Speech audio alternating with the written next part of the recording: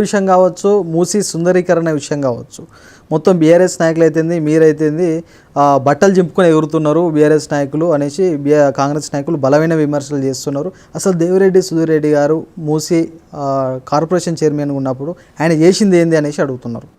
నేనేమో గొప్పగా మొత్తం అద్భుతాలు చేసినని చెప్పినా, నేనేం చెప్పలేక అట్లా. నేను చేసింది ఏంటంటే మూసీ సుందరీకరణ చైర్మన్గా ఆ రోజు కేసీఆర్ గారు నన్ను అపాయింట్ చేసినప్పుడు మూసీ సుందరీకరణ చేస్తున్న ఆలోచన కేసీఆర్ గారికి పుట్టిన ఆలోచన. అందులో భాగంగానే 3,800 కోట్ల రూపాయలతోటి దాదాపు 32 ఎస్టీపీల నిర్మాణానికి ఆ రోజు శ్రీకారం చుట్టిండు. దాదాపు మా ప్రభుత్వం ఎన్నికల నాటికి అది 70-75% పూర్తయినాయి. అప్పటికే మొదలుపెట్టిందే మేము మూసీ సుందరీకరణ. ఈరోజు కొత్తగా వచ్చి రేవంత్ రెడ్డి పెట్టింది ఏం లేదా, మొదలుపెట్టింది మేము.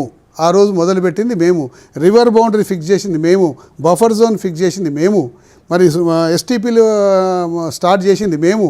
ఇవన్నీ మొదలుపెట్టినాక ఈరోజే కొత్తగా చేస్తామని చెప్పేసి ఆయన ముందుకు వచ్చేసి ఇండ్లు కూలగొడతా అవి చేస్తా అంటే కూలగొట్టే వాటికి వ్యతిరేకము. మూసీ సుందరీకరణ పేరుతోటి ఆ రోజు 16,000 కోట్ల రూపాయలతోటి మేము డెవలప్ చేద్దామని అంచనాలు వేసినాము.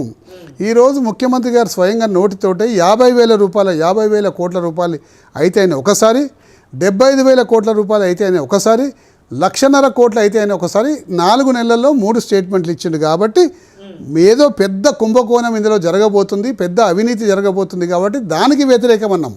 ఇండ్లు కూలగొడతానికి వ్యతిరేకం అన్నాం. మూసీ సుందరీకరణకు వ్యతిరేకం అనలేదు.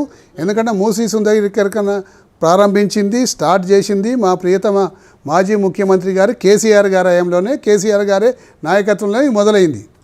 మేము ఈ రెండింటిని వ్యతిరేకిస్తున్నాం. ఇండ్లు కూలగొట్టడము పెద్ద ఎత్తున 50,000 కోట్లు 75,000 కోట్లు అయితే అంత కాదు. ఇలా అవినీతి ఏదో జరగబోతుంది కాబట్టి దాన్ని వ్యతిరేకిస్తాం.